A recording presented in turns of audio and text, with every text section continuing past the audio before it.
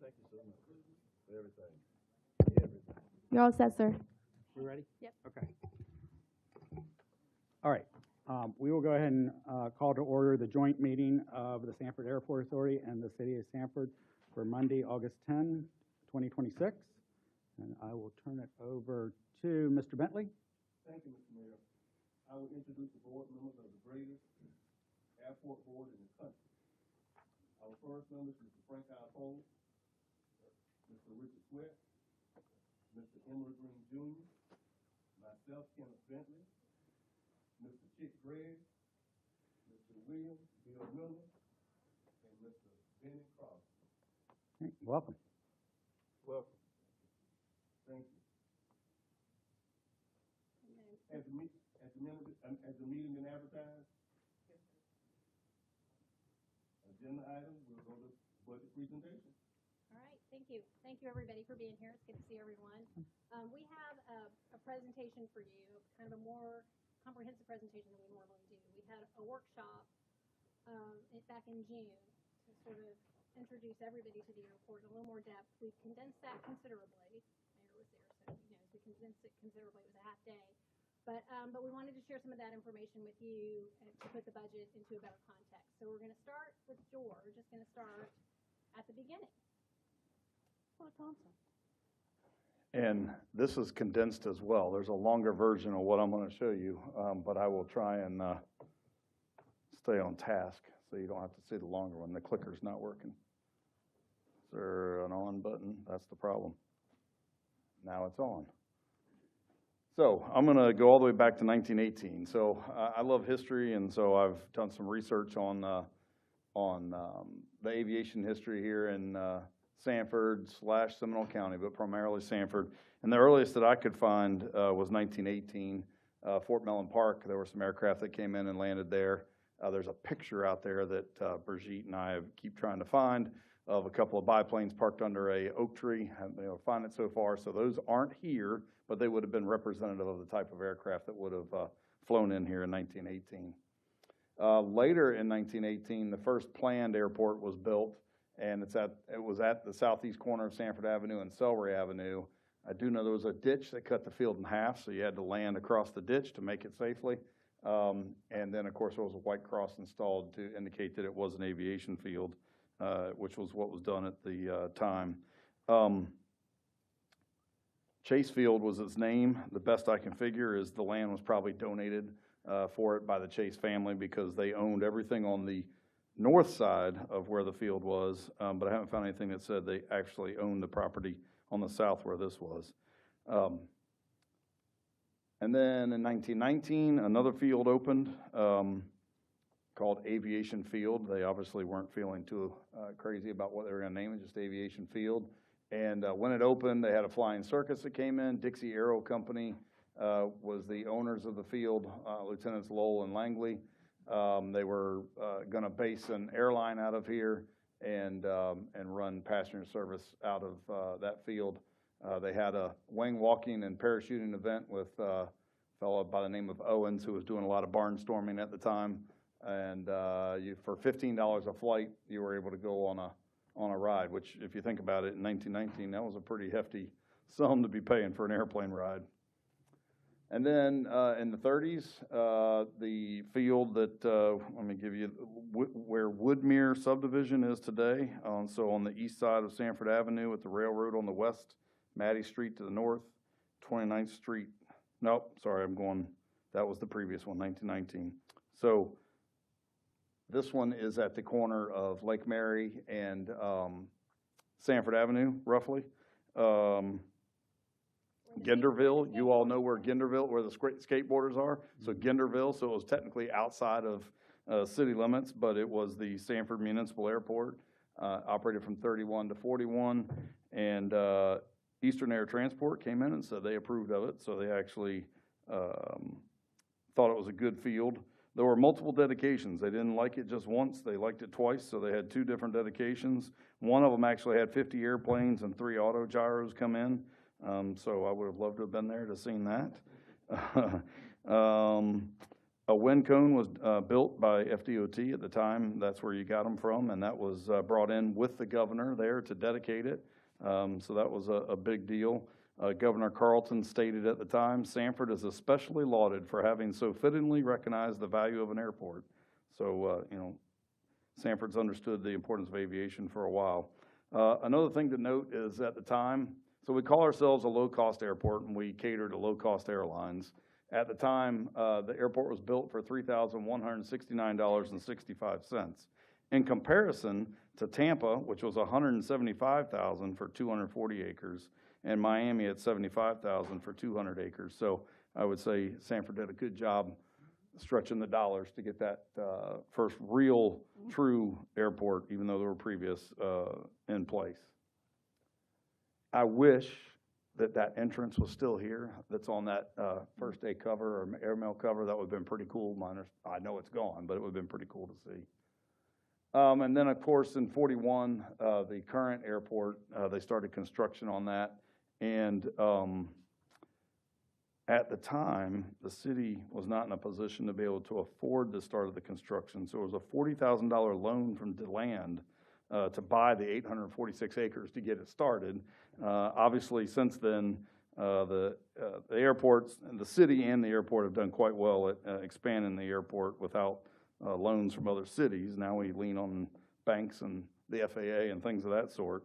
But then later, after that first 846 acres was started, WPA and the CAA, which is the precursor to FAA, came in, and the Navy, and then added another 1,000 acres. And really, even then, it was reasonable, $400,000 to build the initial airfield runways and what have you. And then, of course, the Navy came in and built all their buildings. And that's a great picture. That's actually the runways under construction there at the current airport. And then I really love history. So you had 5 commanders here when it was a Navy base. The first one is my favorite, Francis Massey Hughes, from 1942 to November 10th, 1943. So beyond being the commander of this base, he was at Pearl Harbor when the Japanese attacked and was the first naval aviator to take off in an aircraft during the attack. Stayed airborne for 12 hours in his pajamas, Wow. flying a PBY, so he wasn't necessarily shooting other planes down, but he was certainly up there notifying home of what could be coming if anything else did come. So I thought it was kind of cool that then his next tour of duty was here. Later, he commanded the Block Island, which was a carrier that was sunk, and only 7 sailors were lost in that sinking, which is quite phenomenal. Ships typically would have a few more casualties. When he was in the lifeboat, the people that were in the lifeboat with him, he told them, we're going to get this same crew back together. We're going to have another ship, and we're going to be back on the seas. And sure enough, he was able to get the Block Island 2 commissioned and put his crew back together to a man, and they went back out and continued to fight. So quite a person there. And then a couple of other commanders that I weren't able to find pictures of, but then you got Otho Perry there from until June of 1945, and then Commander Easton until 1946 when the base was decommissioned. So interesting stuff. I thought this was really interesting as well. You know, prior to World War II, the planes weren't large enough to necessarily do decent cargo loads. World War II brought in larger planes and things of that sort. And so here out of this airport in 1946, you had the first cargo flight from Sanford, and they went to California carrying celery and, oh golly, what was it? It's down there in the celery and another vegetable. I can't remember. They flew it all the way to California, left here in the mid-afternoon, arrived in California at 6 a.m. So that was the fastest that East Coast to West Coast vegetables traveled, I would imagine, in quite a while. I'm sure there were some other airports doing similar things, but that was out of Sanford here. And then, of course, as I mentioned, the base decommissioned in 46, and then in 1950, the Navy came back. This is a really cool picture, another place I would have liked to have been. With all those planes out there, that was an open house, not aircraft that were necessarily stationed in Sanford. And of course, it remained open until 1968. And then in 69, after the decommissioning in 68, it took a while. It decommissioned in 68, and then the city was lobbying to get the airport under its control. And in 1969, that actually happened. And you can see I pulled headlines off to put the presentation together. But it took quite a while. There's pictures of the airport with all the runways closed. You can see the X's on every runway, and then in 1969, it came back to the city. And then, of course, we all know commercial service came along in the 90s. You had various things happening here in these pictures. That's the old tower, Hangar 4. It was demolished, obviously. We had a new tower that went in 1997. There was a temporary tower between those two. Pan Am started their flights in 1999, which was really the precursor to Allegiant. Pan Am, I don't know, running maybe 15 destinations. They really proved that Sanford could handle scheduled service on the domestic side, so that was a big deal. And then up in the top left there, you can see where the terminal was started. Construction before OSI came along. This was actually under the airport authority itself, and then OSI took over the construction and completed it. More pictures of the expansion, and you can see a couple of the first flights there coming in, Monarch and Britannia, and you know, we were able to grow the international tremendously. Some of you probably know over the years, been a lot of different airlines in here, Pan Am, Southeast, TMA, Via Air on the domestic side, and of course Allegiant is still here and booming, almost 70 destinations out of here with Allegiant. And then on the international side, a lot of airlines have come and gone.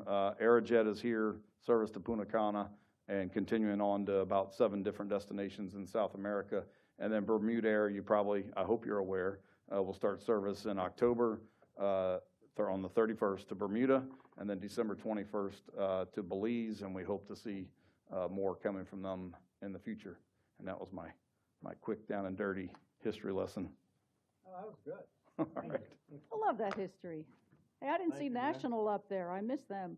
Oh, you're right. I left them all. Oh. All right, thank you, George.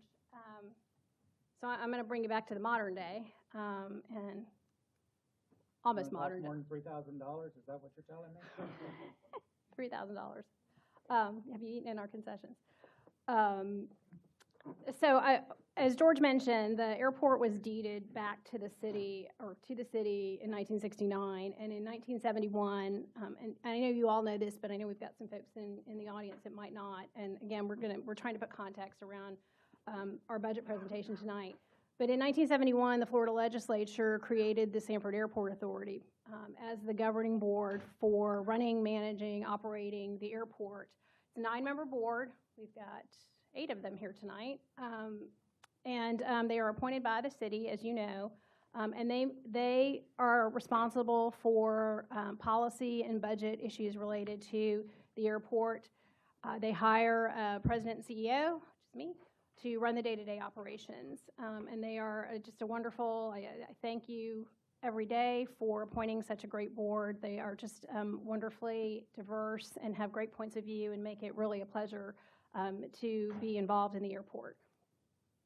As a dependent special district, we have almost all of the same powers that a municipality has, with the exception of we can't tax.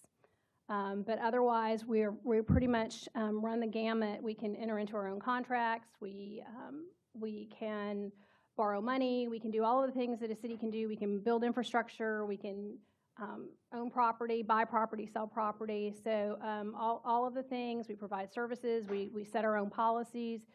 So we have a lot of independence, but work very closely hand in hand with the city of Sanford because it is a really important asset here in the city.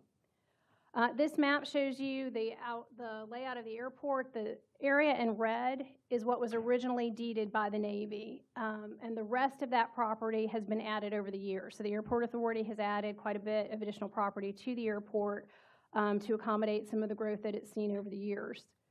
And then here we are today.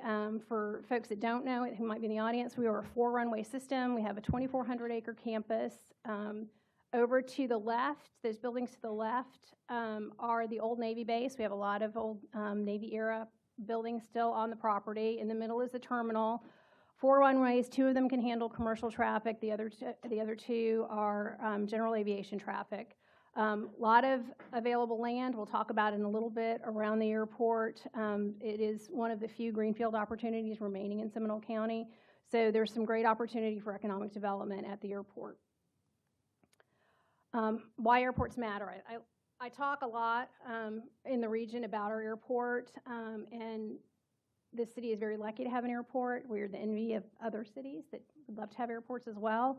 Airports are really important, not just to get you to go see your grandmother, but they're an important economic engine in the region. And these numbers are not our numbers. These are from our friends at DOT. And they did a study a couple of years ago and estimated that the Orlando Sanford International Airport has a $3.5 billion, with a B, economic impact annually. It is directly and indirectly responsible for about 24,000 jobs with a payroll of $1.1 billion. When we grow, the economy grows, jobs grow. For every 100,000 passengers we add to the airport, we add 100 on-site jobs. So it is an economic development, it is a workforce development organization. For every $100 in revenue that is generated at the airport, an additional $138 is generated in the local economy. Our average annual revenue is about $40 million a year, which means the local economy gets about $55 million on top of that. And then when we invest in infrastructure, the community benefits as well, the region benefits. For every $1 million invested in airport infrastructure, about $1.5 million is generated in regional GDP. Our capital spending varies from year to year, but on average, over the last several years, we've averaged about a little over $22 million in spend in infrastructure, which amounts to about an average of $34 million in regional GDP. So a lot of impact, a lot of good impact. This is our capital spend over the last 4 years, $110 million, which would translate to $166 million in regional GDP. And you can see the different sources. A lot of it, we'll talk a little bit more about where the funding comes from for all of those projects a little bit later. So we're an important transportation facility, but we really love being a part of Sanford. And we never want to lose sight of that. As many of you know, we did a concession refresh a few years ago. We put $4 million into the food and beverage concessions. There was another $4 million put into the retail concessions. And everything was redone with a theme relating to the city of Sanford. We wanted people, when they fly into this airport, to know where they are. So any of you who have been to the airport or might be visiting the airport soon, I would encourage you to do that. Take note that our retail concessions, we've made a real effort to incorporate a real local flavor into them. We also are very engaged in the honor flights. We are privileged to be a part of those. We had hosted 6 honor flights last year. We've got 3 more coming in the next couple of months. If you haven't been to one of the homecomings for an honor flight, I would encourage you to do that. They're open to the public. They are amazing. It is just an incredible experience, and we are just honored to be a part of it. We also, our signature event is Aerospace and Aviation Day. This is an event where we invite kids of all ages, from small kids to high school kids, to come and learn about careers in aviation. It is, you have to, if you're coming as an adult, you have to be accompanied by a child. It is fully intended to teach kids about opportunities in aviation. Last year we had over 3,000 attendees. We have familiarization flights. Kids get to fly sometimes for the first time. Sometimes some of these kids, first time they ever get to get on see the inside of an airplane. We have commercial jets. We have military jets. Really, really exciting time. And again, if you haven't been, I would encourage you to stop by. We do it in January every year. So we think of ourselves as a transportation facility and a center of commerce, 2 roles that we have in this community.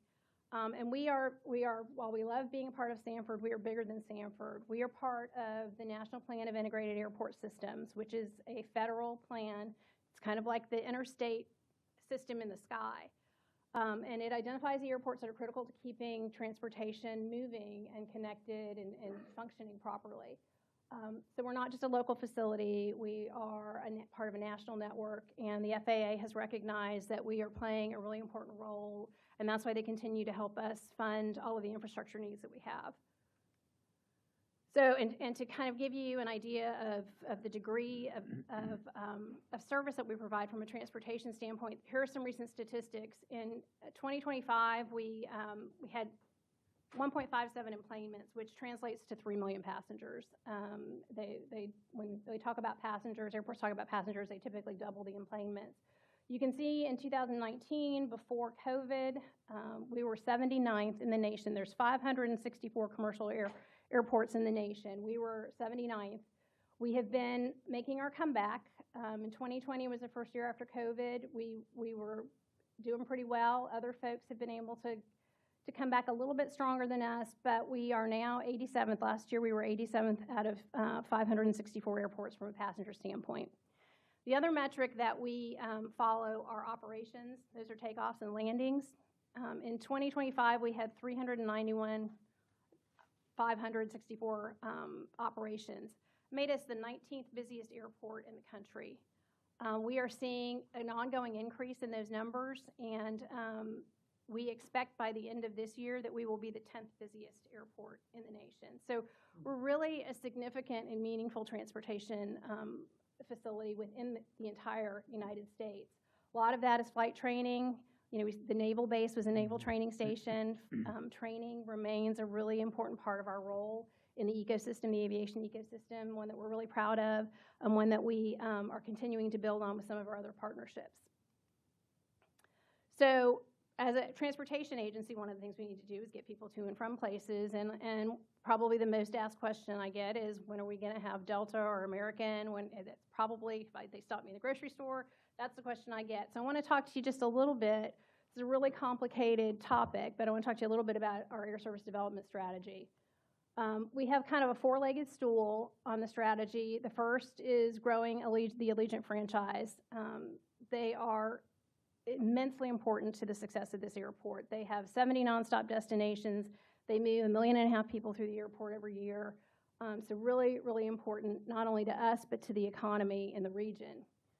Attracting network carrier service. So that's the legacy carrier, the Delta, the American. That is something that we're actively working towards. Niche ultra low-cost carriers. So other ultra low-cost carriers such as Avelo or Frontier. I don't know if we have enough space for Frontier, but other very low-cost carriers. We have a price advantage. It is really our secret sauce with respect to attracting airlines. And then finally, international. George, I don't know if you caught when George was giving his presentation on the history, we were an international airport before we had domestic service. So international has always been really important to the airport. It's an important component of our air service development strategy.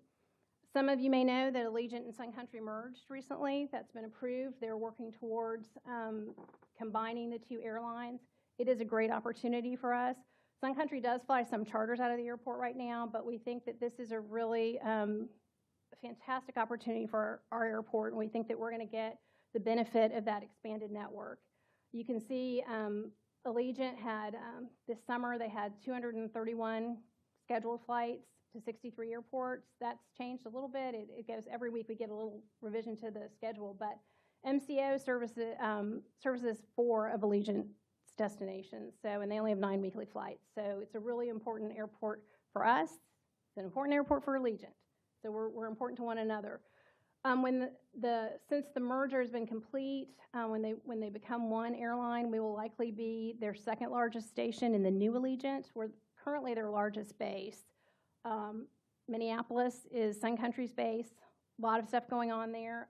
I think, though, if you look at the numbers, 5,200 to 6,000, I think we're going to surpass, and we'll eventually be their largest base again. Our second leg of the stool is connecting to a legacy carrier. And we have some real opportunity there. We've been talking with the big three on a regular basis, American, United, and Delta. We have some real, there are some very attractive things about our airport with respect to these large legacy carriers. Half of Delta's passengers come out of our catchment area today. So there is some real, there's some real opportunity there for them and for us.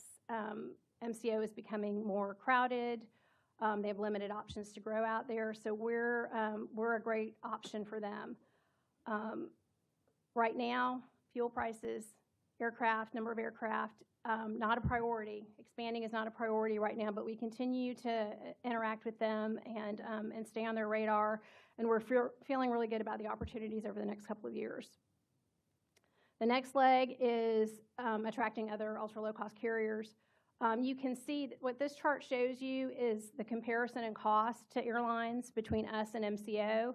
Our cost per enplanement, per passenger getting on the plane for airlines is under $3. It is almost $12 at MCO. So airlines are starting to weigh that more and more. The differentiators between low-cost carriers and legacy carriers are starting to narrow. And one of the few things that is still a viable comparison is cost at airports. And so, I mentioned that was our secret sauce. I think that really will serve us well in the coming years as we try to generate more service. And really more service is to provide more options for local travelers. That's what's really important to us is helping people get where they want to be. And then the last leg is international. Last year, we saw the addition of Aerojet. Been hugely successful. This is a Dominican airline. It flies directly to Punta Cana. It has connecting flights from Punta Cana to a number of different places. They are advertising probably 5 or 6 different destinations, fly out of Sanford to get to Argentina, Brazil, Chile. So really a great opportunity. We went head-to-head with MCO to get this airline to establish here. This is the first time they've been in this market, and we made the stronger business case. And so we're really happy. We're really proud of that. And we are seeing them expand service in the fall. They'll start Saturday service, and they're looking at adding additional connecting destinations. So it's been a great partnership. We're really happy to have them there. And then, as George mentioned, we have a new international airline starting in October, Bermuda Air. They'll be flying to Bermuda and then in December to Belize.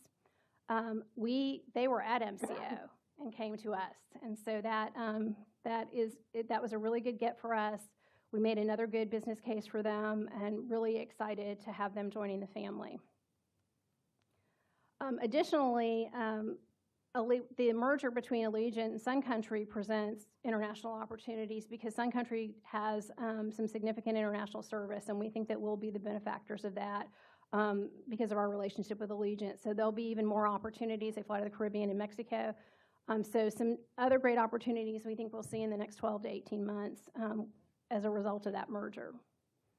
So this just summarizes the air service opportunities, new destinations with Allegiant, some potential international with Allegiant. We think that we've started to see ourselves getting a foothold in some of the longer haul, low-cost carriers, those international carriers. And then we're in constant discussions with the legacy carriers to try to we'd love to be able to get folks to Atlanta or Charlotte, and then you can get just about anywhere from there. So I mentioned we're a transportation hub. We are also a center of commerce. We have the 200 out of the 2,400 acres of our campus, we have about 500 acres that are available for new development, and we have a 270-acre commerce park where we've got a lot of existing businesses, a lot of great aviation businesses. You see listed here, we've got Millionaire, which is a fixed-base operation facility. They're expanding right now. They're building a new hangar. Business is great there for them. Akron Aviation is the former L3 training academy. They have, George, 600, 700 students now? 650, I was right in the middle. They are just a premier training facility, and they're seeing tremendous growth over the last couple of years, and we're happy to have them on the campus as well. And then Avocet Aviation Services is a maintenance, repair, and overhaul facility. They took a chance on this airport a long time ago, and we've been in discussions with them to more than double their size. So we're really excited about the opportunities there. But we're not just aviation businesses. This is just an example of a number of the other businesses that are on our campus. Hill Dermaceutical, we have a pharmaceutical manufacturer here, and they are a big pharmaceutical manufacturer here in Sanford. And they are doing an expansion. They're building a new building within our Commerce Park. American Builder Supply, many of you are familiar with that business. Toro has a large facility at the airport, and Concurrent, which is a large general general and electrical contractor is also located. And that's just a few examples of the kind of businesses you'll find in the Commerce Park at the airport. This shows you the development opportunities. We've got quite a bit of land available on the north side of the airport adjacent to 46. We think those are great opportunities for larger scale aviation development. And then there's some opportunities along 9 Right, which is our southern runway, which is where the general aviation traffic really operates for the most part, and then spread out a number of different opportunities throughout. But great economic development, great job potential. Really excited about the opportunities that lay ahead for not only the airport, but the city and the region. These are some projects that are currently in the works. We have 2 new hangars under development. One of them, I mentioned Millionaire, the other is a private aviation company. We have a new air park similar to Southeast Ramp being constructed down on 9 Right. They're in the permitting process here. Hill Dermaceutical, I mentioned, is expanding. Avocet, as I mentioned, is expanding. We have a really exciting partnership that we are wrapping up the final construction on. UCF is moving their Center for Applied Technology and Energy Research out to the airport, and they're going to be in what was known as the old dorm building, which used to be affiliated with L3 Aviation, now Akron. They're moving this research facility out here, and we're so excited. And today we learned that they want more space in that building. They haven't even moved into the first, so we're still renovating the first half of their space, and now they want more.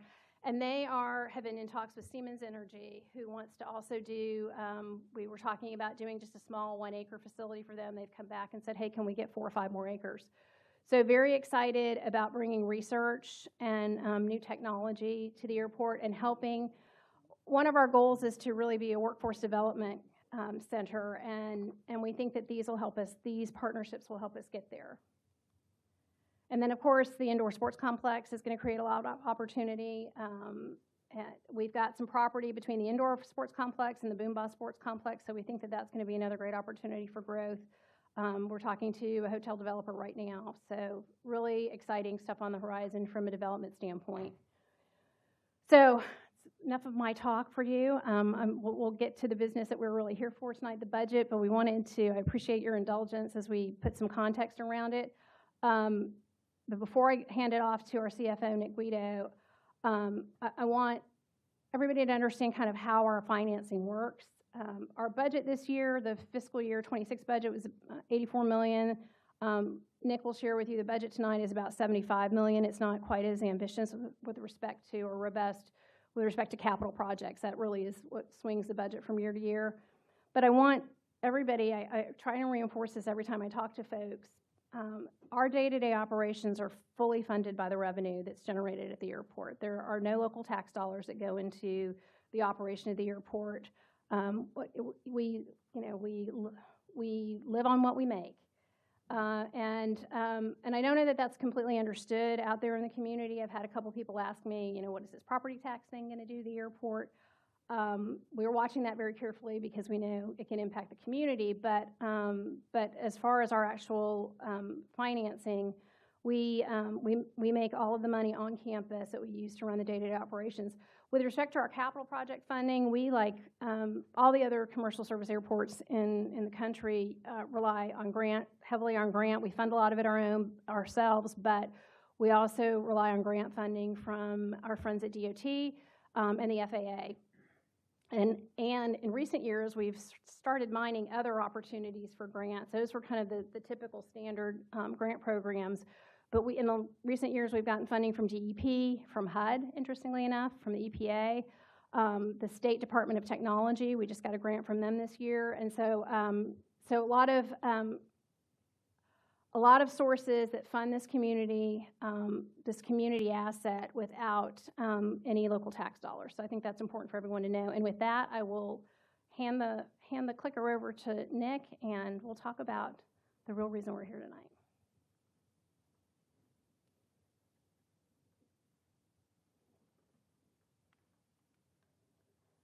All right, so we'll get into the fiscal year 27 operating and capital budgets for Sanford Airport Authority. So here's kind of an overview, high level, from top to bottom of the fiscal year 27 budget. So we'll start at the top and we'll work our way down to the bottom. Operating revenues are forecasted at about $43.5 million. $43,496,000. Expenses at $39,212,000. So taking operating revenue, subtracting out operating expenses, gives us a net operating income of just under $4.3 million. Taking that net operating income, adding in our investment income from our reserve account at $661,000, and then subtracting out our operating debt service at $159,000, gives us to a net operating income plus investment income of about $4.8 million. So walking through our capital program, our total capital program is at $14 million. We're receiving $6.9 million in external funding, and that's from FDOT and FAA, so state and federal, leaving us with an SAA-funded capital portion of $7.1 million, and that's broken out at about $3.3 million in departmental CapEx, $1.2 million in CIP, and $2.6 million in deferred maintenance.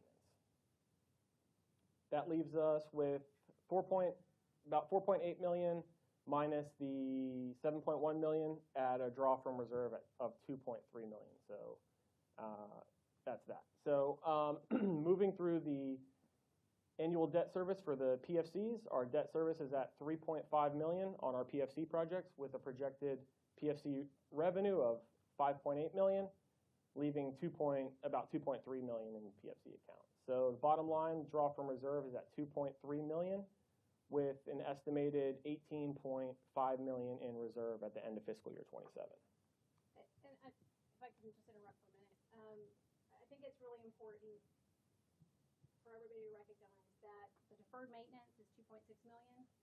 That's, when we talk about deferred maintenance during this presentation, we're talking about the maintenance that was left undone by the former contractor who was managing the airport. So we've been spending the last few years kind of cleaning up that mess, and but for that deferred maintenance, we wouldn't be drawing from reserves. So we are in a great situation financially, and fortunately we have this burden that was left to us by this contractor that we're slogging through every year.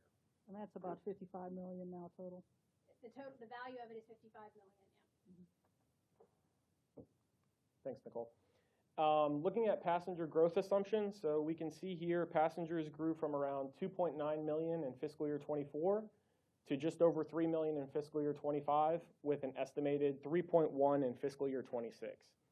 So for FY27, we assumed flat passenger growth relative to the fiscal year 26 forecast, and that's just due to uncertainty surrounding fuel pricing, airline capacity, and then the broader economic conditions. So this kind of gives us a conservative approach that provides a baseline for our budget while allows us for some upside potential if the market were to improve. And I think we've shared with some of you individually that flat, that we decided to come in flat because Allegiant said they expected their growth next year to be flat system-wide, not necessarily at our airport. We have gotten some updated schedules already that indicate that is very conservative, and we'll probably, in the near future, bring back a budget amendment that adjusts some of those revenue estimates because the new schedules that have come out are much more optimistic and really very positive for the airport. Yep, thanks, Nicole. Better for the change to be a good one. Yes, exactly. And so through July 2026, we are ahead of fiscal year 25 in passengers. So on the air traffic movement side, air traffic movements improved from around 19.9 thousand to an estimated just under 22,000 in fiscal year 26. So just to be consistent with our passenger forecast, the FY27 assumes flat growth relative to the FY26 forecast. And again, this is due to uncertainty with fuel costs, airline scheduling, and economic conditions. So again, conservative approach to help us provide a prudent baseline, and then we will amend if the market situation turns a bit better. And these are commercial air traffic movements. I mentioned earlier that we had about 400,000 operations last year. Clearly, the majority of the operations at the airport are general aviation operations, for which we receive no revenue. But about a little over 20,000 of them are anticipated to be commercial. On to the operating revenue side. So this slide summarizes the fiscal year 27 operating revenue forecast by category. Total operating revenue is at just under 43.5 million, which is an increase of about 6.9%, 6.89% compared to the $40.7 million in fiscal year 26. So the majority of the year-over-year growth here is related to leases and terminal revenue. Leases here are based on the FY27 rent roll, which includes all of the lease prices for our coming fiscal year for our tenants, as well as the addition of several new leases and expanded leases, as Nicole had mentioned previously. The UCF lease and the new Hilderham lease coming on in fall 2026. On the terminal side, revenue is projected to increase primarily due to higher fuel sales. So given higher fuel prices, the revenue comes in as higher as well. And increased parking rate adjustment, as well as some changes and additional growth on aviation fuel sales, advertising, tenant rents, food and beverage concession, retail sales, car sharing concessions are associated with growth in the use of Toro. So this is kind of an analysis that we did to look at the net improvement that a increase in parking would generate us. So based on the fiscal year 25 numbers, if we were to increase our parking rates a bit, we'd generate a net revenue of $1.2 million. So that's after sales tax and credit card processing fees. So that's an assumption baked into the fiscal year 27 budget. Most airports raise their parking rates every 1 to 2 years. It's been 3 years since we've adjusted our parking. Yeah. So we're just trying to bring ourselves back to market. All right.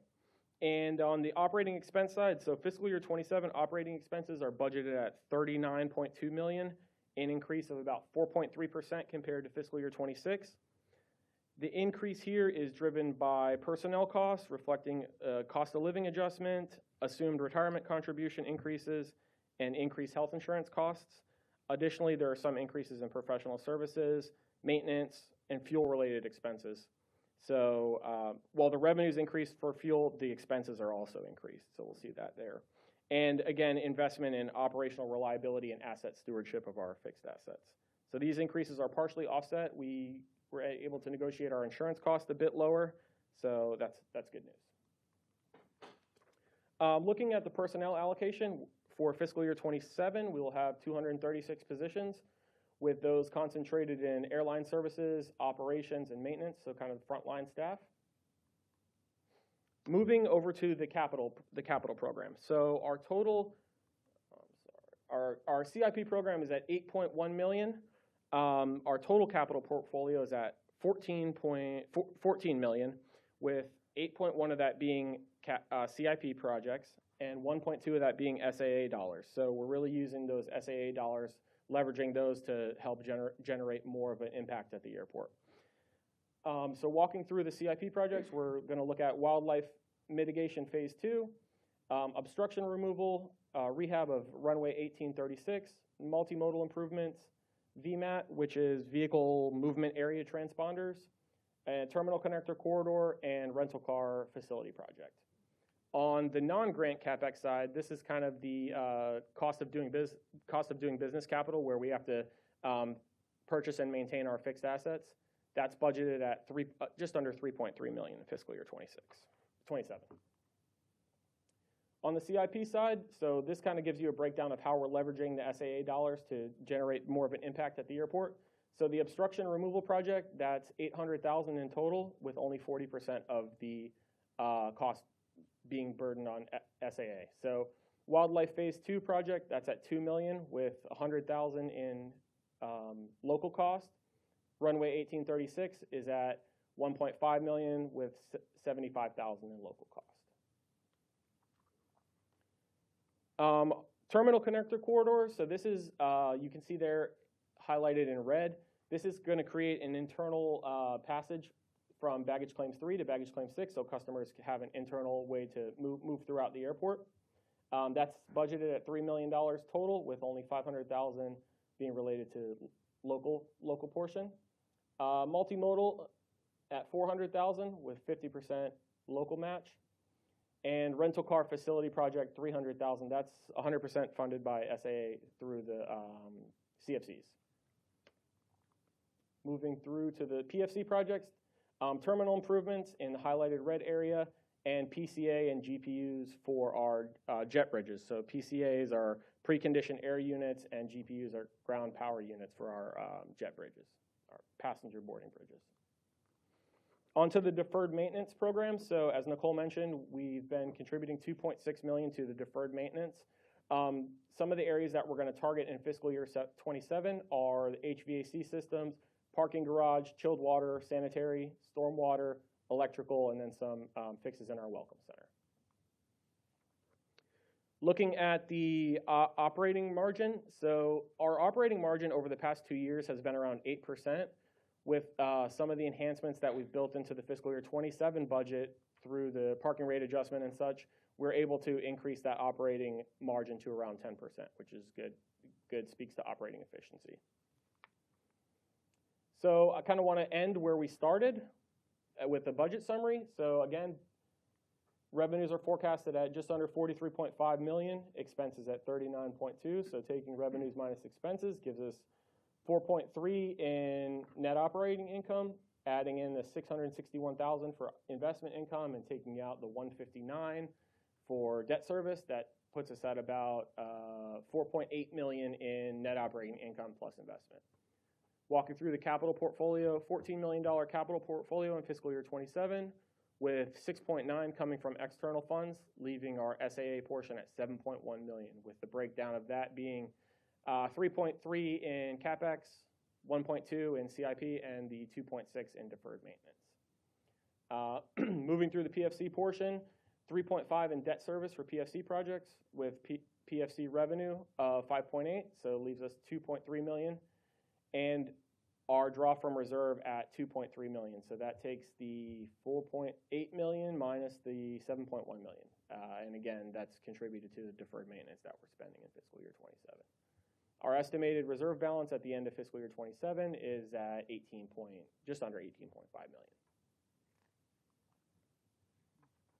All right, thank you. Thank you. Any questions? Any questions?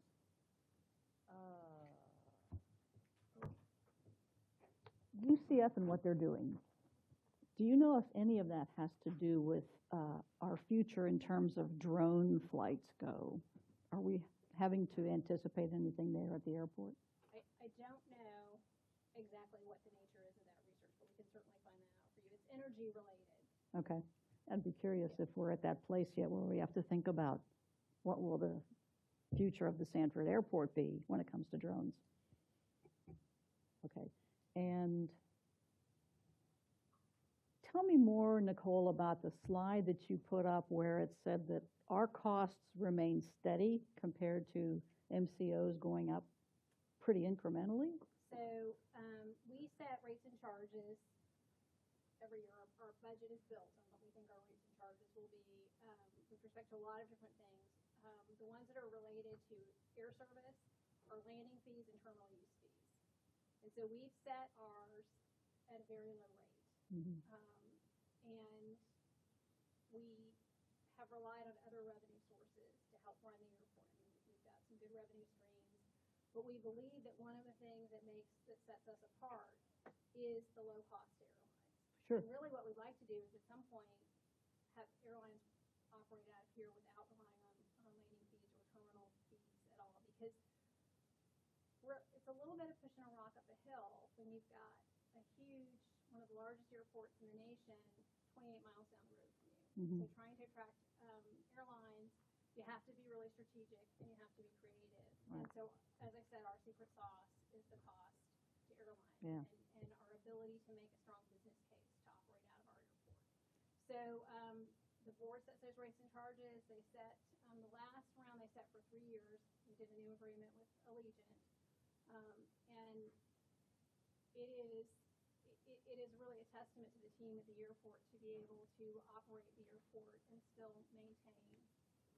We have very high level of service there, a lot of really satisfied passengers coming Mm-hmm. through.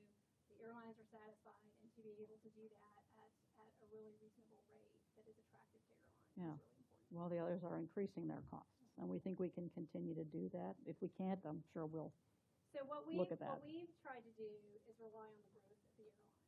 Mhm. And so, and then we had a lot of discussions with Allegiant about that. You know, we can keep our rates low as long as you continue to increase service. Right. So there's a motivation for them to increase service here. Increased service is more options for the folks that live here to travel, and more overall revenue and benefit to the community. Cool, okay. And that, we did get more information that you haven't put on the screen yet in the agenda. Were you gonna go through that at all? Are you talking about the two additional provisions within the, Mhm. within the resolution? Sure.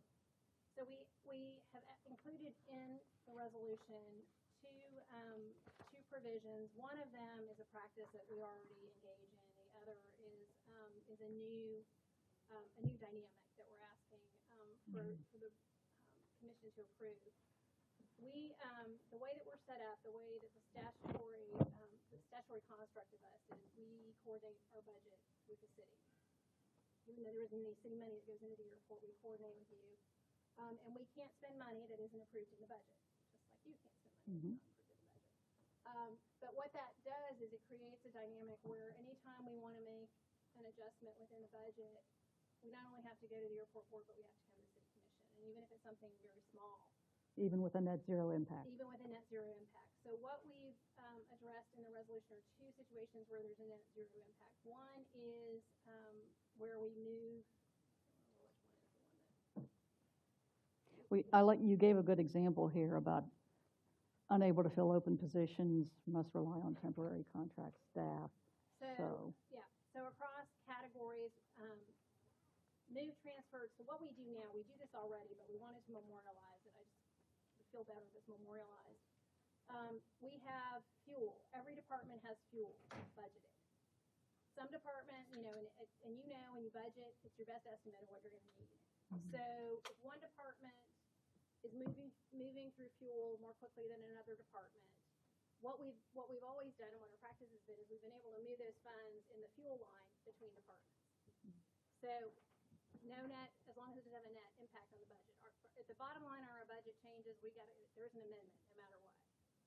But that's a practice that is allowed through the statutory authorizations for the authority. But we wanted to just memorialize it so everybody would understand it. Okay. The other is moving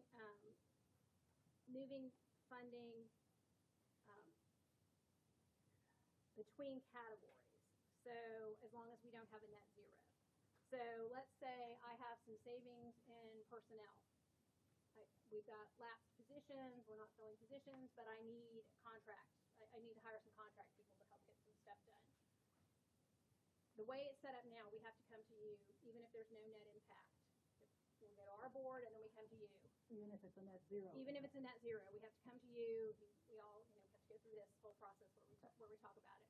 What we're asking is for you to authorize us to do those types of budget amendments. Still goes to our board, still a budget amendment. So it's not just staff making the change.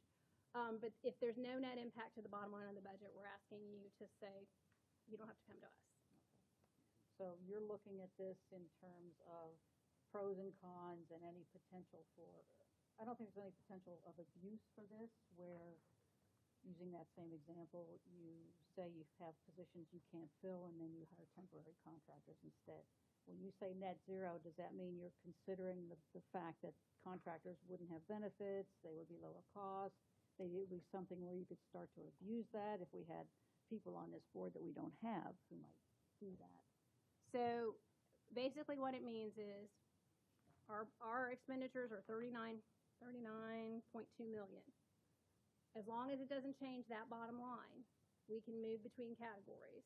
Budget amendment required with our board, but that budget amendment wouldn't come to this board. And this board would be presumably asking those kinds of questions when that comes before you to say, yes, we're still doing the right thing here ethically. They definitely would. Okay. Just throwing that out there. I know you all would, but I want to put it out there anyway. And those are the only questions I had. Thank you, Nicole. Anybody else? All right. Hey, Patrick. Okay. Okay, we're good. So public comment. Okay. So, is there anyone in the public that wishes to speak on the airport budget? See no one, I'll close public comment. You all vote first? We already voted. Okay. So, All right. so you can close the joint meeting and your commission can vote. The commission can vote on the resolution. Okay. Okay, so go ahead and close the joint meeting. and ask for approval of, I had it here and I moved it, Resolution 3498. Do we have a motion? Move to approve. Second? Second. Okay, we have a motion and a second. Any further discussion? We both want it. All in favor? Aye. Any opposed? Passed unanimously. Thank you. Thanks for your time tonight. Thank y'all. everyone. Yeah, thanks everyone on this board. Y'all do a phenomenal job out there. Yes. Yeah. And we have Very continuity proud of on what this y'all are board, doing. too. We like that. Well, I mean, Right, Betty? everybody's amazing that way. He keeps them moving. Oh, okay. Yes. Okay. Better. And that's right. He levels up the, We have clashing purples here, though. I don't know about that. Also, would like to recognize our other board members, Jennifer Dane. that's okay. Glad you could join us. Oh, boy, fun. That's a good priority. All right. Okay. Thank you. Thank you all very much. We have a couple more items on our work session agenda, so let's take 5 minutes Mhm. and then reconvene. Okay?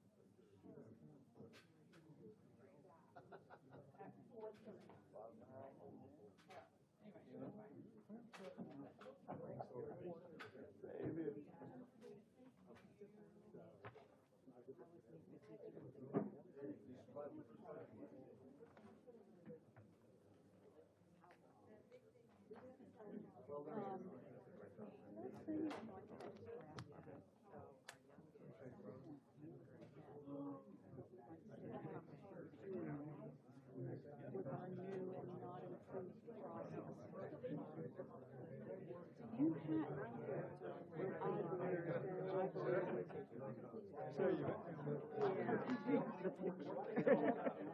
I need the picture. Nice to meet you as well. Have a great school weekend.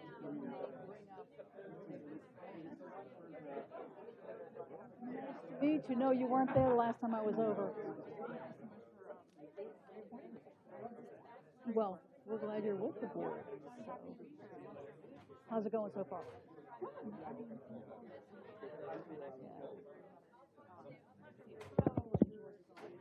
You're good. You're doing okay.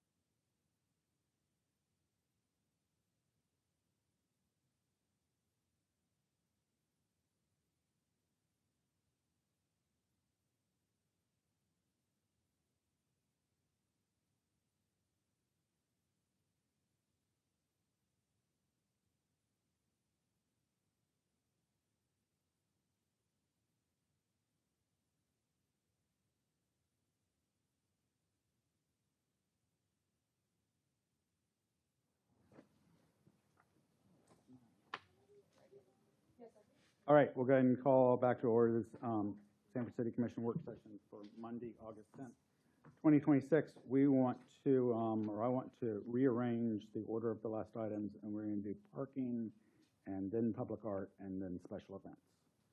So I'm not sure which one of y'all wants to start. Okay, Mr. Mayor, Parking, but regarding, I think sounds like there may be a little miscommunication on what we were looking for here. yeah, in terms of the parking, it was suggested to the city staff about looking at different ways in terms of collecting paid parking. And the question then came to staff in terms of, let's first get direction from the commission as to what do you want to do in terms of paid parking, and where downtown would you want to have the paid parking, and what are the parameters? And then from that, we can determine on what would be a good way to discuss it. So at this point, we just want direction from the commission on what the commission is thinking in terms of having paid parking downtown. And your idea was, if we get to paid parking at some point in the future, we need to be prepared with this kind of thing. Is that about right? Yes. Okay. And while we're discussing it, we need to go back to this study that we had a couple years ago, and some of the recommendations that we've never proceeded and put and implemented that apply to parking, i.e. enforce the 2-hour parking, and et cetera. So I do think it's time for us to bring that back up and discuss that. If we were to move forward with any kind of paid parking right now, I don't know. I don't know how that works. I don't know where that, where we start with that. But, the story has been, we need a parking garage, we need a parking garage, we need a parking garage. But yet we cannot come up with a funding mechanism for said parking garage. Well, and we can't come to an agreement that we Right. really need a parking garage. Right. As long as we still have all that vacant property that people are parking on. I don't disagree. Okay, so, But nonetheless, you cannot get to a parking garage without a funding mechanism. We had the business model, we discussed start charging for parking, et cetera, et cetera. We keep kicking the can down the road. I do believe we need to have a discussion and come up with a plan. We've added some parking lots across the city. Are we using those parking lots to their fullest potential? Are we maximizing what we've done? Those are the kind of things we need to discuss when staff is prepared. and Mike, not being sure what the conversation was going to be, I would say we need to look at enforcement before we look at Yes. paid. Sure. And until we actually have something to pay for, Yep. there's no need to have. So I agree, it might be a good idea to bring back, what we were talking about long-term with parking and continue, move that along some more. Right, we kicked the can down the road, and now I think it's time for us to at least shake it again and maybe put some plans in place. I did send you a text about what Orlando's doing. They're ripping out the meters. They're going to the app system. That certainly is something that if we were to decide to do paid parking, that's the way to go now. And that was the purpose of me sending you that information. Because I think in the past that there were discussions about parking meters. And thank goodness they're a dinosaur now. Mhm. Yeah, a lot of advantage to the apps, including even being able to go onto your app and say, is there available parking Mhm. at 5 o'clock tonight Mhm. in this particular section? So that was it. I'm sorry it caused an uproar. I'm Thanks a sorry lot. huh? Thanks a lot. Well, we're glad you brought it up, though, because it is something we want to discuss. I've been discussing it with people, and based on the research I've seen, there have been successful implementations and unsuccessful ones, and good information coming out of that. Mount Dora tried it and failed. Winter Garden tried a different approach and succeeded. In Winter Garden, they used a property owners pay a user fee into a downtown parking district trust fund in lieu of providing on-site parking. There are ways that you can do this where we can bring in the money without having to have the residents suffer from paying for the parking. You'd be surprised, Commissioner Thompson, when we discussed downtown property Mhm. owners participating in that before, that Suddenly, didn't go there over was real no well parking. either. There was Yeah, suddenly not a parking problem. that didn't go over real well Yeah. either, so, you know, I think it's gonna be a mix. any road we And- travel, people are gonna have to pay something Yeah. somehow. Yeah, the initial will be unhappy no matter what. If it's unhappy to the point where we just leave things as is, then we don't have a parking problem. But That's I'm- what we're hearing. I'm gonna say this, and then I hope we can move on. The problem, if there is one, is not going to get better. It's going to Yeah. get worse. There are some exciting projects, I just left one, Mhm. that are very close to fruition, that are gonna bring more people to downtown, not less. They're not gonna scare people away, they're gonna bring them here. And so this is going to be, and it has been my 10 years on the commission. I think that's how long I've been here. Lord, I'm old.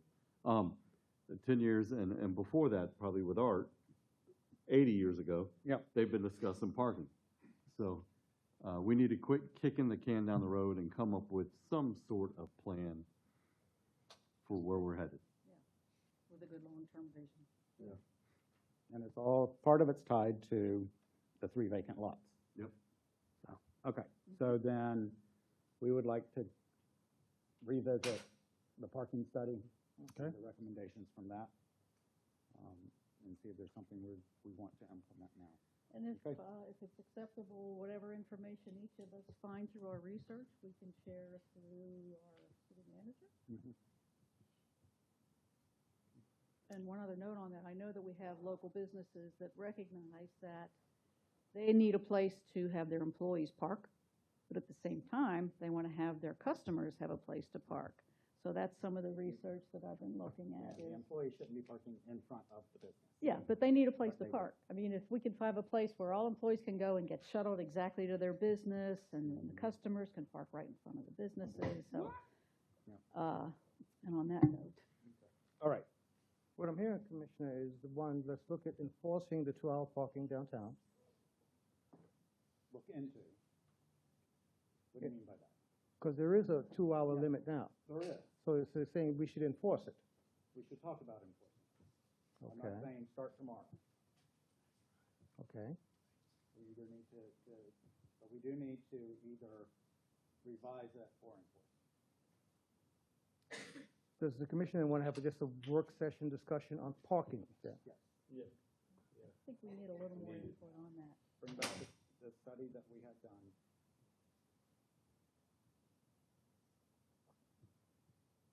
And so provide the commission with that study and then have that as a work session discussion.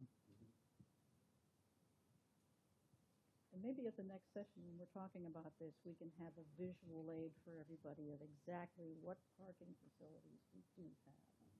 So it's clear to everyone.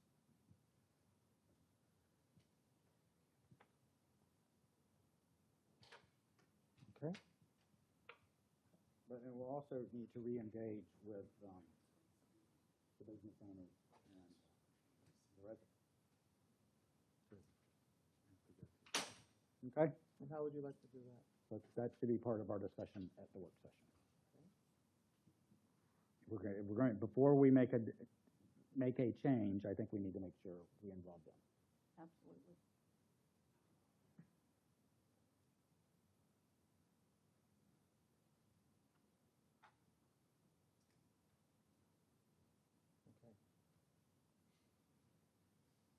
All right?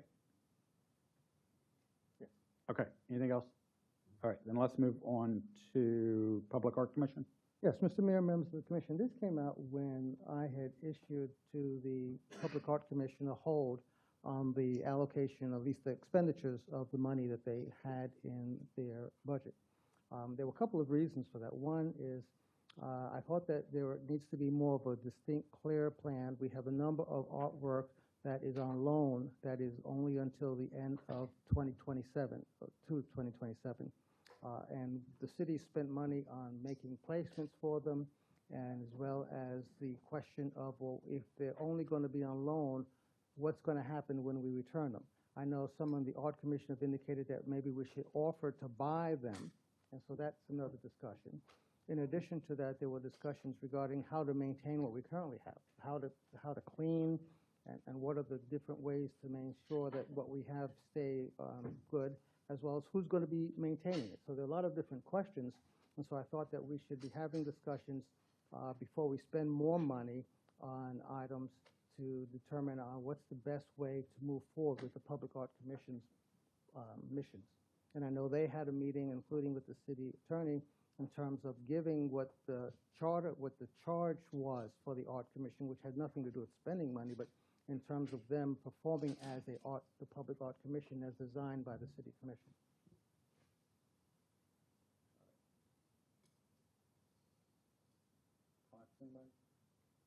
I'm not clear what that last part was. So this commission approved that commission to exist. This commission set the parameters under which that commission operates and has operated, right? Well, when you establish it, you didn't establish any money for it. Okay, but we have since, have we not? Yes. Okay. And so then you chose to put a hiatus on their spending, but didn't necessarily all these years realize that some of these issues were there or going to exist or were going to happen. So we had a major purchase planned, and now we have egg on our face with a huge organization in DeLand because of what you've done. Only because you feel like you don't like how they've been operating? No, But I they've think- been operating under your employees' guidance. But I think some things have changed, Commission. There's been a lot more stipulation and scrutiny in terms of public spending. Well, that's not what you just said a few minutes ago. You did not say anything about that, did you? No, I did not. Okay. Now, so are we at that level now, or are we at the level we were just talking about? I would say it's a combination. Okay. Before we spend more, let's get a good handle on what there is to be spent, because there is a lot more scrutiny on city spending. I don't doubt that. There's scrutiny on a lot of things going on in this building, right? And some paychecks people have in this building, right? But we chose, or you chose the Public Art Commission as your top priority of fixing the perception of the city and the spending. Well, the first thing was a hiring freeze.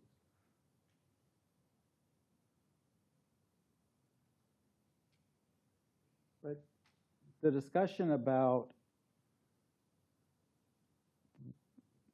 what the Art Commission needed to accomplish in terms of their master plan and addressing the maintenance of artwork and what we're going to do about the leased artwork has been talked about for several months. Right. It was the plan. And so I think but we haven't seen a plan for how that's going to play out. And I think that's, at least when we first saw the strategic plan, and then when Elizabeth looked at it some more, my first thought was, okay, well, we need to, before we do anything else, we need to know what we're doing about the leased art, and we need to know what we're doing about maintenance. But that commission had a plan for the leased art. Their plan did involve finding other art to lease. If we don't like the art lease program, we should have never allowed that commission to do it. And they did it under the guidance of your employees. And you didn't have your Well, I heart. don't think it was under the guidance of the employees. You It was didn't- the decision of the Art Commission. Okay, but is it not your employee that oversees them? No, they don't oversee them. They work with them, but they don't oversee them. Okay.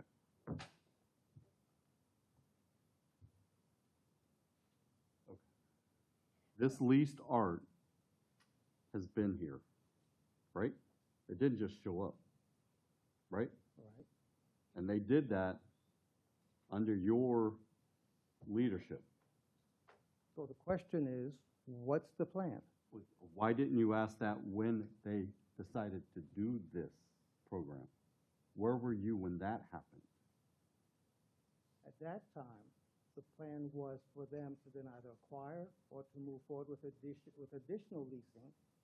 But I'm just saying that right now, for city spending, we need to be looking at being more conservative with our spending. Okay, so have you stopped any trips or conferences? Yes, You have? my own. Not you, city what, Well, we also have the hiring freeze. right? Okay, so what is it you want to have happen? I don't understand how their budget was pulled after we've already approved it, after we already given them the go this year, and then we pull it when they're in the middle of trying to obtain that piece. I believe there's more to this story. I believe that there are people in this city that don't like having to deal with the art, and don't like having to work with them, and don't like them asking staff and directors having to be involved. I think that's where this comes from. That's my problem. I think this is a scapegoat of eliminating and stopping. Nobody has to dealing with the public art now, trying to figure out where that piece was going to go. It was a big ordeal trying to find it out. Nobody liked any ideas that those of us on the commission suggested. And all of a sudden, boom, right in the middle of all that, you pull their funding. I think there's more to this story. And that's my problem. And you are probably going to disagree with me, and that's just how life works. But I wanted this discussion because I don't think what happened is fair, and I think they were singled out. And I know for a fact most of them want to leave now, and I don't blame them. So you think it should have been just part of the general exercise of where can we cut costs? Yes. Instead of singling that out? Yes. I think they were singled out because they've ruffled some feathers or they've caused some problems. All right, now this is where other people get upset with you. I saw your face. Okay, This is my opinion. I can disagree with your opinion. You can be. You don't make a face like that and be rude. I don't make faces when you're talking, right. do I? I might roll my eyes, but I don't make faces. Yeah. So are we bringing this up to? I didn't ask to bring this up, but Yes, you did. I did not ask this to be put on a workshop agenda. I've been asking the city manager for an explanation. That's what I've been asking for. And now here we are. Is that not true? And that would be at a work session. Okay, well, then here we are. And so I don't like what's happened, and I think we're going to lose a lot of those hardworking ladies that made this happen, that brought art to this city, and have been working really hard. And every corner they try to turn, there's a roadblock, there's a no, there's a oh gosh, let's not do that. And it's doing all that in spite of knowing that maybe public art is not the number one priority in the Right. city when it comes to budgeting, but it still does play a role. It plays an important And in my role. correspondence, I indicated that we value what they've been able to do. The city of Sanford looks a lot better. There are questions about the maintenance of it. There are questions about the leased art pieces that you're talking about, and what will happen when we have to either return those, and then what about the statutes of that, the stands that they're on? What's going to happen with that? So it'd be good to have a plan before we spend more money. Well, you said there is a plan. What is the plan? They have a plan. They know that, I think it's the Mendez brothers. They know that they probably are going to be able to purchase those pieces. If not, they have their eye on other pieces. We We have some phenomenal ladies on that commission that have ties to a lot of different places, i.e. the DeLand piece we were gonna get, which is extremely rare, extremely valuable, and we were gonna get it at a bargain basement price, because that's what those ladies have to work with. Because of the relationship one of the commission members has with that group in DeLand. And it was on the radar, it was on the plan, they had their budget, they were doing exactly what they're told to do, and then, stop. There was no agreement on a location for it. That, So how are we Big going to deal. acquire something without knowing where you're going to put it? that's not a big deal. It's the same thing, the same purpose as making an agreement on buying a piece of property while you do some of the other stuff, and then you come back, okay, we're ready. That's how I don't business. think that's the same thing. It is the same thing. It absolutely is. Are we able to purchase this at this price? Yes, you are. Okay. Will you hold it for X amount of time while we work out the logistics? It's the same thing. Are the leases, are the dates beyond November? Yes. Good, because we'll be in a better, I think, situation then to know, do we lease, do we buy, what does the budget look like? Right.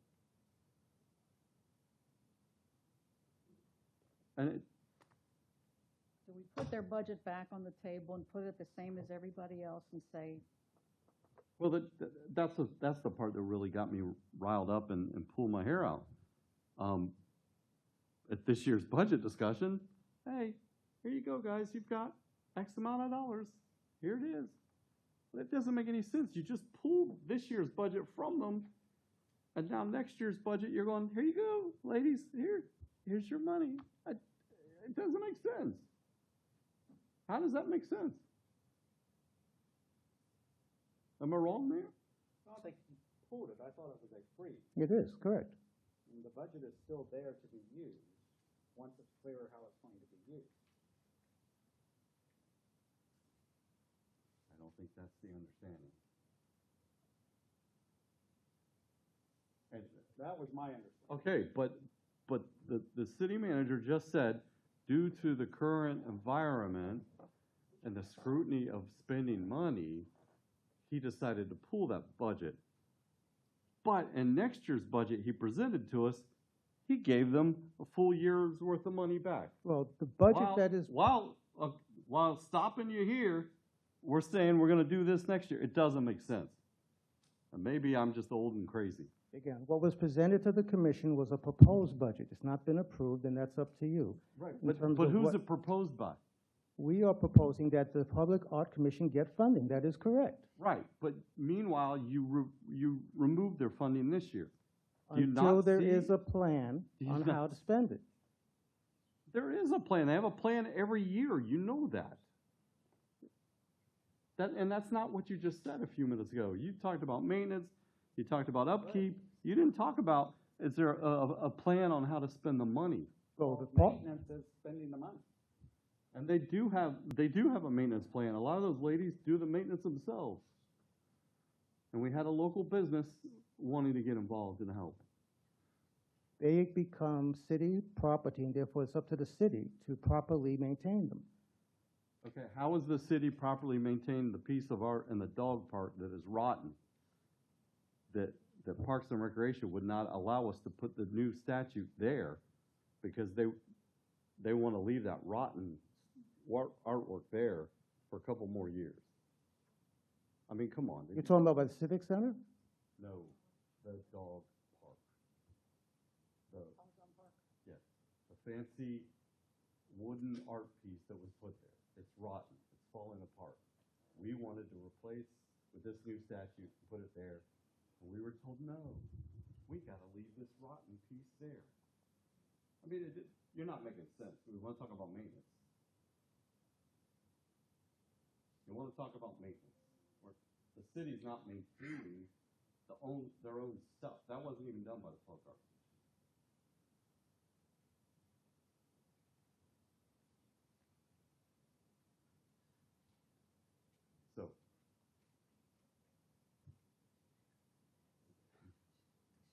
And again, I'm taking back your money this year until we figure these things out. But meanwhile, we're gonna go ahead and propose for next year, you guys get all this. It doesn't make sense. It doesn't make sense. Okay. Since I have not seen this plan, I would like to see the plan. Okay.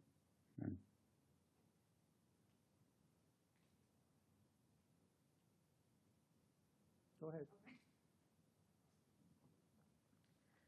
Mayor and Commissioners, I just want, and thank you, Commissioner Austin, for being the, well, you're the liaison to the Public Art Commission, in case anybody's wondering, the audience. I'm Lisa Holder, Communications and Marketing Manager, and also the Public Art Staff Liaison.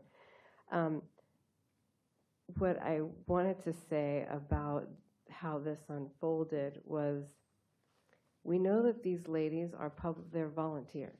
Mm-hmm. And so timing, I think, was a major cause of all of this, due to the fact that we got the budget October 1st.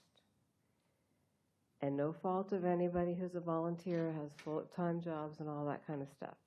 But we were talking about this back in October, November. Before what? Before the state of Florida decided to say, we're going to do a property tax amendment on this ballot. So therefore, as time went on and our fiscal year went on, we got close to this being in the news and how cities need to tighten their budgets and all of that, the public perception of the city of Sanford putting a art piece, 20-foot tall art piece on the Riverwalk during this time, we would probably be burned at the stake. And I hate to, I mean, I'm saying that, you know, as if we were living in the 1600s. But so I think that that was part of it, also being fiscally responsible, even though we were ready to go in October, November, December to get that installed before this conversation even happened. And we wouldn't even be sitting here today, in my opinion. And the Public Art Commission are provided the budget when it's proposed, and they are to choose art for the city. And that's what they had done. And that sculpture on loan program is what it's called. It's not a lease. Is something that they had the forthright thinking to do, because at the time they couldn't afford we couldn't afford the types of artwork that, I mean, we're millions of dollars, there are art budgets in cities.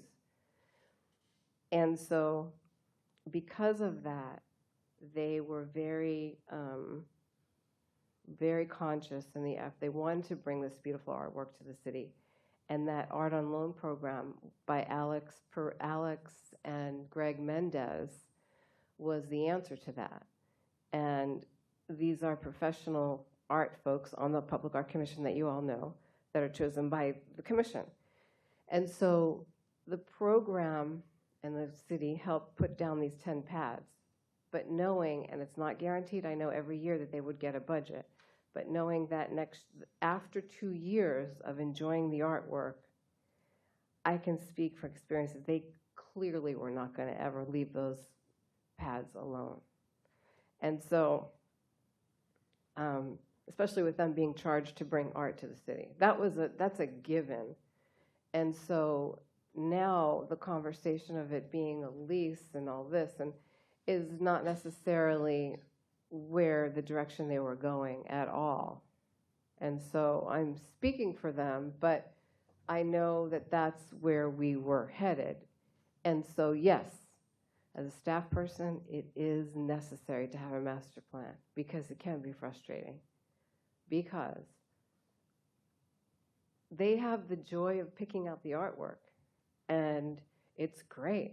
Trust me, we look like an incredible city. However, there are plans that need to be, like the master plan, that need to be put in place, because the time and effort for staff to figure out where the artwork goes after we're having discussions with artists seems like a little backwards. And so I think the master plan is a great idea, mainly for, they don't have to know where things go. It would already have been decided, as well as who's maintaining what. And so even like Commissioner Austin had said, I had gone to Lowe's with Sally Dealer to pick out maintenance things. I mean, it was like $200. So we could have it for the adopt a maintenance plan they were trying to do, similar to Adopt a Park. And so those supplies are still in my office. So I think that, I just wanted to say that and kind of clear things up, but I think the main part of this was timing this year, that it once in 100 years, I guess, something like this with the property tax, and the way the individuals and volunteers on the Public Art Commission got back with staff, and it just, there's a lot of moving parts to manage a public art program. And they're volunteers, they're not here every day. Lisa, is there a plan to ask the artists in terms of purchasing those properties? Yes, and actually I did reach out to them, both of the artists, and they sent me some information about it. And I have that information, yes. Has But- the Art Commission discussed whether they want to purchase them? Yes. We voted on it back in June to purchase the sculpture tour sculptures. And we were told to hold up with negotiating price when the money was frozen. Right, and then they can't speak about a budget FY27 when we don't have it approved yet either.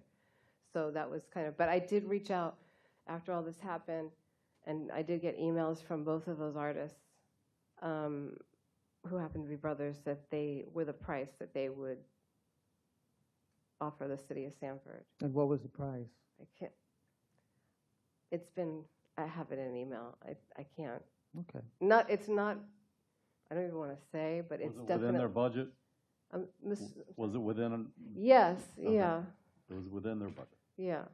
And they were also going to do, I might add, I guess it's a People's Choice Award with the sculptures that we have, so that we could, before this whole thing about purchasing them, and then sort of like the pressure that they were under, to do something about this in regards to the misnomer maybe that there would be empty concrete pads all around the city. They wanted to do a People's Choice Award with social media, and they would keep one and then figure out how to put all those others, or to buy other pieces. And so we've managed with the budget that we've had, which is under around 100,000, 115,000, to bring all this artwork to the city. And so I think it's a good problem to have, but in terms of moving forward, Commissioner Austin or Mr. Bonaparte, I have the information, and where we are right now is the budget is frozen. And last meeting, we didn't have a quorum, so we couldn't meet, which was the, what are we in now? The July 28th meeting. So we're hoping. Were you saying you don't have a master plan, but you could? Correct. They did present a master plan, the Public Art Commission. However, it's not. We did. They did. However, they did. It was, and you've seen it. They presented it to the commission. Okay.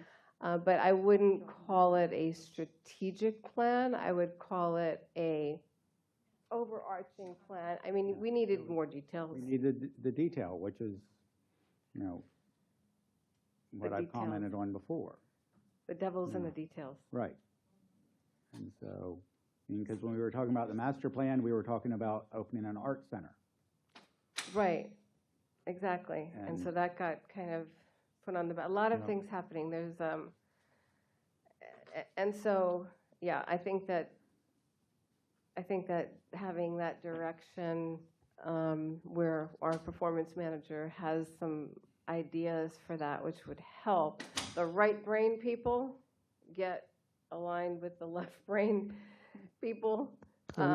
Elizabeth Jones was gonna meet with them to help flush out. What they have Yes. wouldn't really be a strategic plan or a master plan. It was a document that was needing some additional work.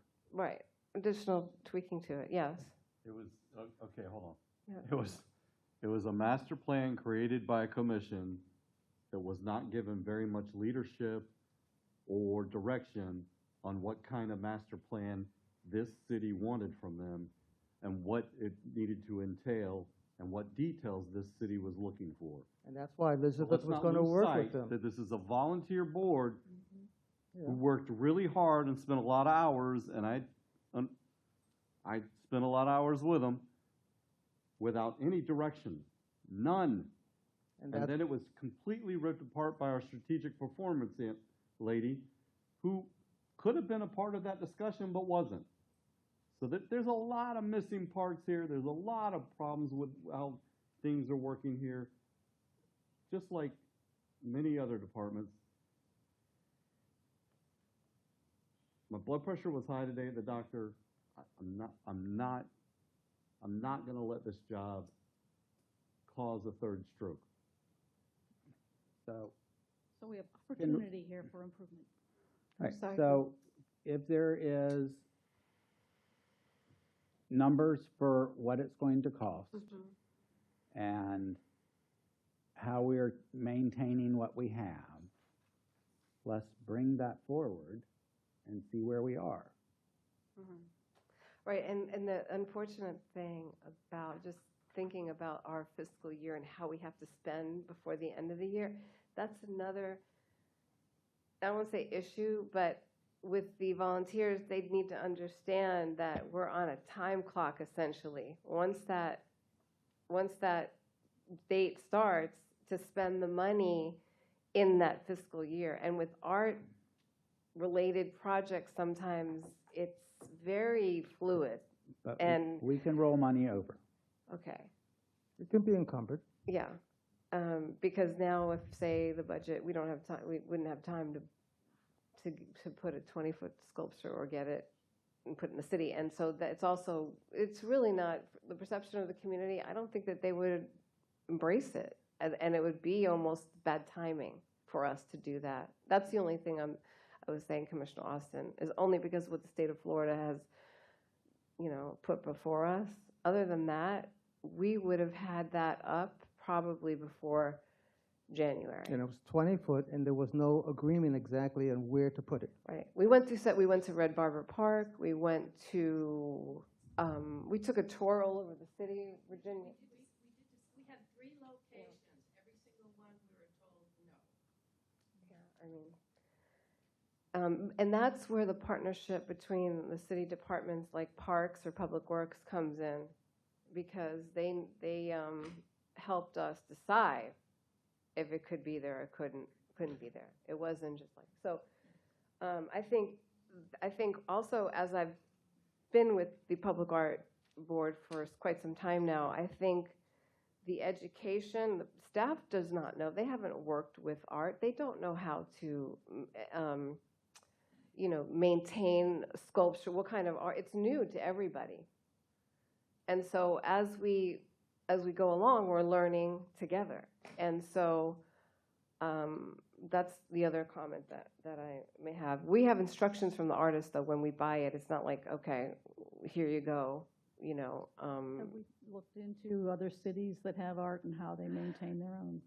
So the Castleberry, I called them, and they do have their staff that do go out and maintain it. That's the only city real close by that has a lot of art. Or I think we may even have more public art than they do. But they also have the Friends of the Park. They also have an art center. And arts, yeah, they have it's a different,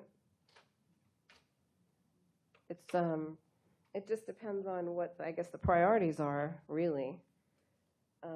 But I do know that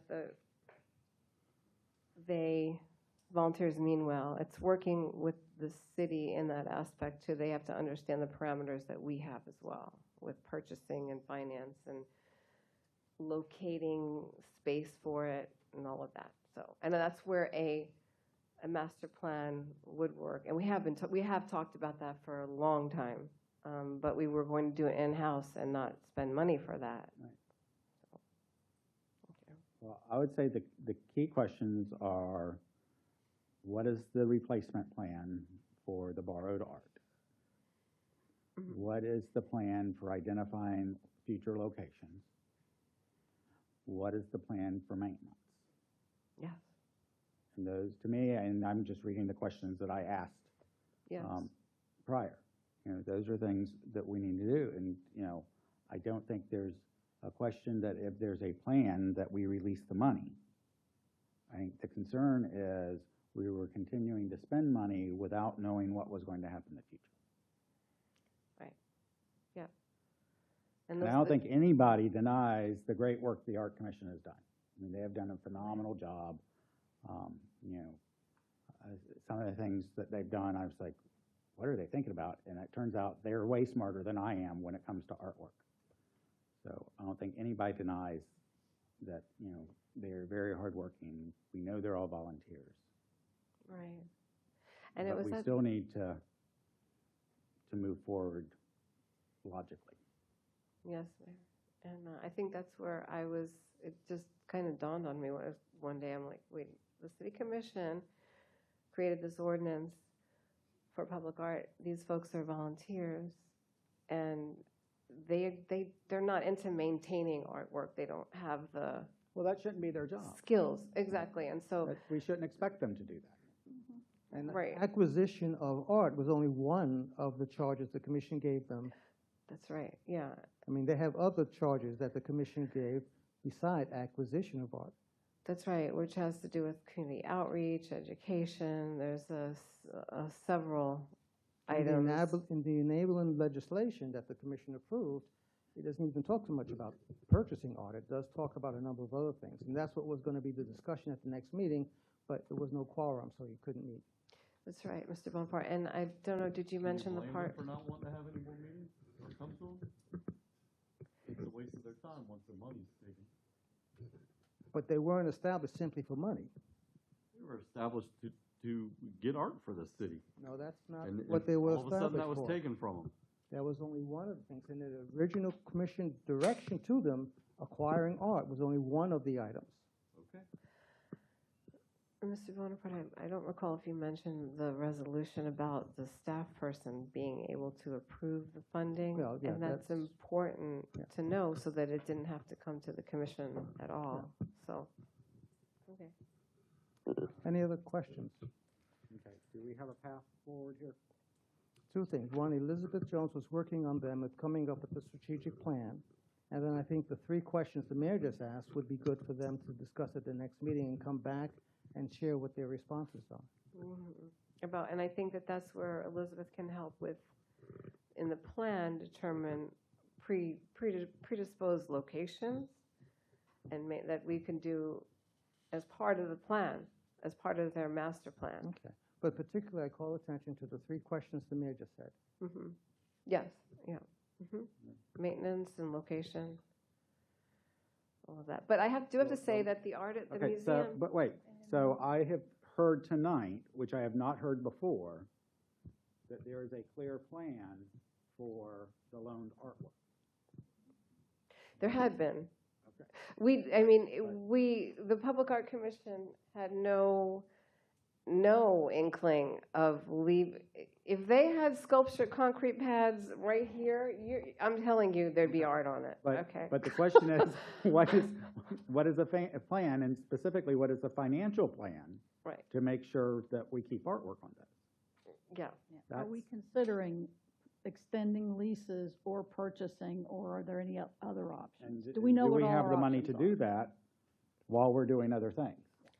Right, and it'll be, I think the agreement is over March of 2027, around that time frame. And so that may be a big chunk of their budget, but that's next year's budget. Right. And so And you've it is what it is. Yes, Mr. Bonaparte? You've indicated that they've asked the artist about purchasing. Yes. So that's something that we can also look at. Yes. And what I wanted to say, too, was about the museum in DeLand. I had contacted them and said that we were sorry about having to delay this or postpone or not finish with the project because of whatever reason I gave. But they were very welcoming. The executive director of the DeLand Museum said, "I'm so sorry, let us know when things get back on track." So I wanted to share that with you, Commissioner Austin, and everyone else. So we didn't burn a bridge in that aspect, but we definitely, we had that conversation, and they understood where And we coming were back at. to the mayor's questions, when would the Art Commission be able to provide those? Well, they meet in the end of the month, the fourth Tuesday. That's the 25th, I think. So that's when they can all meet together. Okay, and are you clear on what the three things? Yes, that- I'm clear, because you would like the locations and what we're going to be, what we're going to be doing with the art on loan. What is the plan for choosing locations? Because And I disagree with Commissioner Austin that we should not go purchase a piece of artwork and then try to figure out where to put it. We should know where we're going to put it. We in didn't advance. purchase it. I said you And- make an agreement on purchasing. And then, but it would be nice if we knew, here are 10 locations throughout the city where we'd like to put something. And that those are sort of pre-known as locations, so we don't have this issue next time a piece of art is available. yeah, I've got it. Okay. Thank you. Thanks. Thanks, Lisa. Thank you, Lisa. All right, and now we have this very nice presentation on special events. And Mr. Mayor, we would respectfully request that we put on for another agenda. Okay. I would, though, if the commission would, the commission had discussed having a ambulance study in terms of what we charge for ambulance services and to be able to adjust that. And staff has looked into that, and I wanted to share with the commission, it's estimated that the staff cannot do it, but they would be able to contract to do it, and it would cost the city about $30,000, and wanted to know if the city commission wanted us to go forward with that study. And this would be to $30,000 for a study for what? determine what the ambulance cost should be. What If it you should wanted, be? if you wanted to change what it is now. I'm thinking outside the box here. Do we have an employee that can call other cities and put a survey together on what the ambulance costs are? The question is, what does it cost us? We don't know that number? We have to pay $30,000 to find that out? No. What am I missing here, buddy? To do an analysis. Okay. If we just wanted to raise the fee or to be consistent with some other cities, we can go ahead and do that. Okay. The question is, what is it the city commission is looking for if we want to change the ambulance fees for the city of Sanford? If you just want to raise them, we can raise them, but on what basis would we do that? What other cities are doing, we can do that. I don't remember this being discussed, so Art, Yeah, I is think this your thing? No, but I thought it came up during budget. Yeah. I thought We it were came talking up with, about- I thought it came up with, We were. what are we getting, what are we bringing in, and how are we handling the ones that don't pay or can't pay? There's a lot that can't pay or don't pay. No, I think the question was, are we charging the full amount it costs us? And it was, I So think. now I'm hearing that we're not really sure exactly what it costs Yeah. to transport, which I guess makes sense. Right. Because you've got the cost of the rescue squad, the cost of the personnel, cost of fuel, cost of supplies. You got a fire truck that follows in case they need extra help. Well, it, But also $30,000 for somebody Yeah. to figure that out. so, I think we look at where we are relative to other cities. Okay. And that we basically have done, so. And I think it did come up while we were talking about the fire assessment fee Right. and any other ways we could think of to bring money into the city if Amendment 3 passes. That was the, I think that was the. And the question is the justification for it. Coming up with a fee that we could justify. If it's simply wanting to see what other cities are doing, which we have, and raise ours, that we can do that. The fire assessment study doesn't, Cover it. address rescue calls when we did that study? The fire assessment fee can't cover rescue costs. Right, but I was wondering, was it basically looked at as, no? Okay. It's worth a shot. But the fire assessment fee would not be able to cover rescue costs. Okay, let's start off with, where are we relative to other cities, you think? I think so. What we And then spend. we can decide if we're, yeah, because we spend a lot of money on studies. I'm not even sure we'll get $30,000 out of it. Yeah.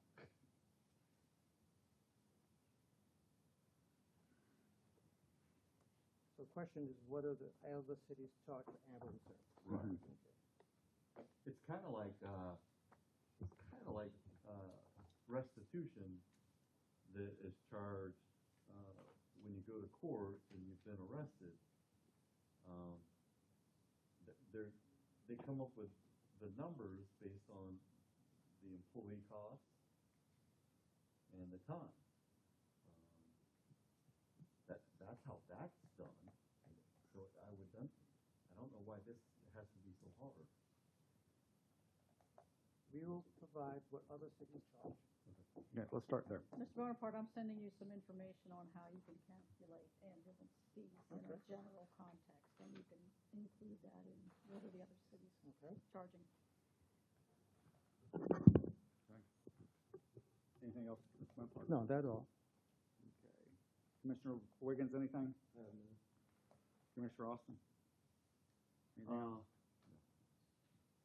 Commissioner Thomas? Okay, so we're putting off special events, strategic implementation of workflows, we're gonna reschedule that as well, right? I have nothing. Okay, I got a couple of things. Okay. We had, and I'm not even sure who to look at. I'm gonna look at Craig. We had been looking at doing some kind of agreement with the church in Goldsboro about their parking lot. And I was under the impression we were making progress. We have a meeting this week with the city attorney, Mr. Bonaparte, and Brent Johnson with Public Works, and we're going to discuss that further Okay, this week.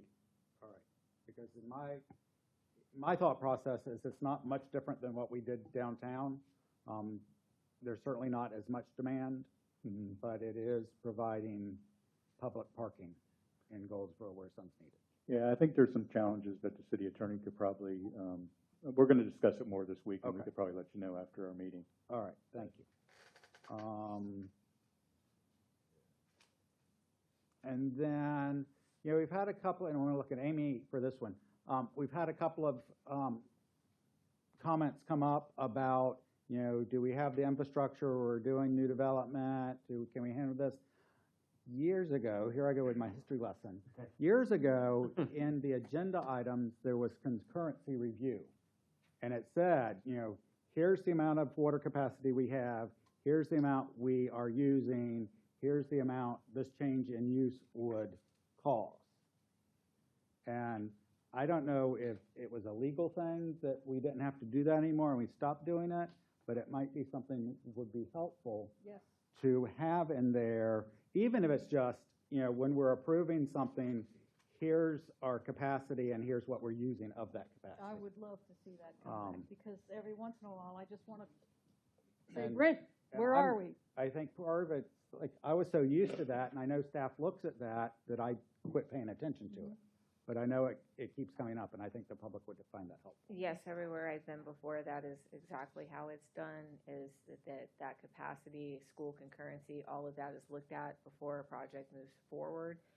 But also too, if we don't have the capacity, then that gives them the ability to work with utilities to provide that capacity. That's great, and it's good Okay. to hear that others do provide that information. Yes. But, I mean, we still look at that, it's just not showing up in our agenda item? Correct. Okay. I don't see right now where we get anything with the school concurrency. We do have that Michelle does look at it, and we can say whether or not we have the capacity. But usually it is in our system where we get that from everybody, even for traffic, to make sure Right. that our roads still have capacity on them Okay. also. So these, Yeah, because the roads used to be in there too, and I would complain all the time that This makes the roads a Well, C, and a we C used- is good for a road, apparently. You used to say that that study wasn't right, and so that's why they quit doing it. Yeah, I think the traffic studies are just, I remember So- that part. yeah, I don't put a lot of faith in the traffic These are studies. checked, but they're checked and approved or not approved before it comes to us. Correct. Well, I mean, the bottom line is, we can't approve a development that we don't have capacity for, correct? That is correct. You Okay. should not approve a development you do not have capacity Right, for. so, Staff doesn't bring forward a development that we don't feel there's capacity for. right, so I'm That's just the saying, thing, there be- is, those numbers in the agenda item would be helpful. What if in the agenda item, they just did a checklist? Concurrency for schools was checked, this was checked, this was checked, this was checked. What if they just did that? For schools, I think check is okay, because we don't really control that. I think it's really helpful to say, we have this many thousands of, or millions of Yeah. gallons of water capacity especially under in our the- permit. Right. This is how much we're using. So you want a running tally every time we get an agenda item of how much we still have on our permit with St. John? It would only be with a future land use change, wouldn't it? It could be with a rezoning and a future Okay. land use change, yes. I don't want to overburden you, but I A lot think of work. there's, I'm some of sorry? that information is helpful. Or maybe just every now and then we get an update on it, rather than putting it whenever you. Well, remember, we are looking at changing some processes, so those are things that can be looked at. Okay, thank you. On a somewhat regular basis, that would be great, because we want to be able to tell the public, and you've heard us talk about it up here, that we want to know for sure that we're not running out of capacity, and that we're not, we're okay now, but we're this close. Correct. So being able to have that would be great. Okay. Thanks, Amy. You're welcome. Also, we'd like to pull item 6S. Jennifer, you want to talk about that?